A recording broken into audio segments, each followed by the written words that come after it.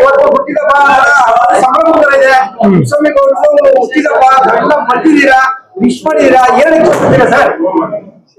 ಇವತ್ತು ಪುಟ್ಟಸ್ವಾಮಿಗೌಡರ ರಾಜ್ಯಾಧ್ಯಕ್ಷರ labour cell ಅಧ್ಯಕ್ಷರು ಅವರ ಜನ್ಮದಿನ.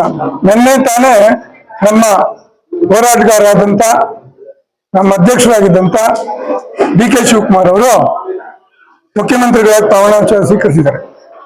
ಅದರ ಮಾರನೇ ದಿನನೇ ನಮ್ಮ ಅಧ್ಯಕ್ಷರ ಹುಟ್ಟುಹಬ್ಬ ಜನ್ಮದಿನ.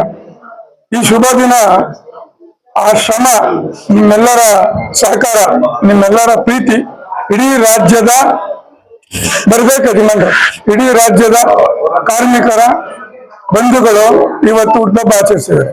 ಪುಟ್ಟಸ್ವಾಮಿಗೌಡರು ಮುಂದಿನ ದಿನಗಳಲ್ಲಿ MLC ಆಗ್ಲಿ ಅಂತ ನಾವೆಲ್ಲ ಹಾರೈಸ್ತೀವಿ. ನಾವು ಅವ್ರ ಜೊತೆ ಸದಾ ಇರ್ತೇವೆ. ಚೇರ್ಮನ್ ನೋಡಪ್ಪ ಕರೀತಾರೆ, ಚೇರ್ಮನ್ ಆಗ್ಲಿ ಅಂತ ಹಾರೈಸ್ತೀವಿ. ಅವರು ಸಂಘಟನೆ ಮಾಡಿದ್ದಾರೆ, 6 ವರ್ಷಗಳ ಕಾಲ ನಿರಂತರ ಸಂಘಟನೆ ಮಾಡಿದ್ದಾರೆ. ಇಷ್ಟು ಜನ ಏನು 5-6 ಸಾವಿರ ಜನ ಇದೀವಿ ನಾವು. ಅವ್ರು ಬಂದಾಗಿಂದನು ಇಲ್ಲಿವರೆಗೂ ಅವ್ರು ಸಂಘಟನೆ ಮಾಡಿರೋದೇ ಇವತ್ತಿನ 6 ವರ್ಷ ಜರ್ನಿ ತೋರಿಸುತ್ತೆ.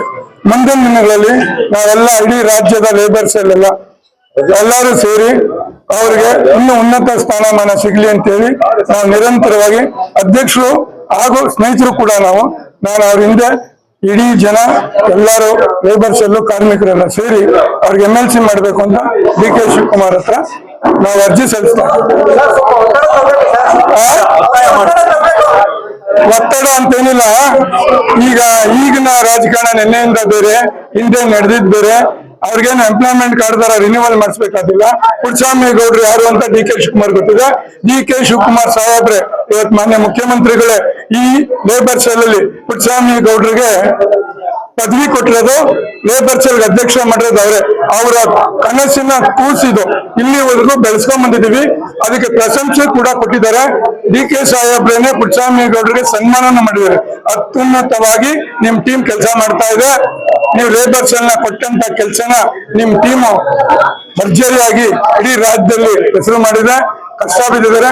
ಲೇಬರ್ ಸೆಲ್ಗೆ ಏನಾರ ಮುಂದಿನ ದಿನಗಳಲ್ಲಿ ಮಾಡ್ಬೇಕಾದ್ರೆ ನಾನು ಮಾಡೇ ಮಾಡ್ತೀನಿ ಅಂತ ಹೇಳಿ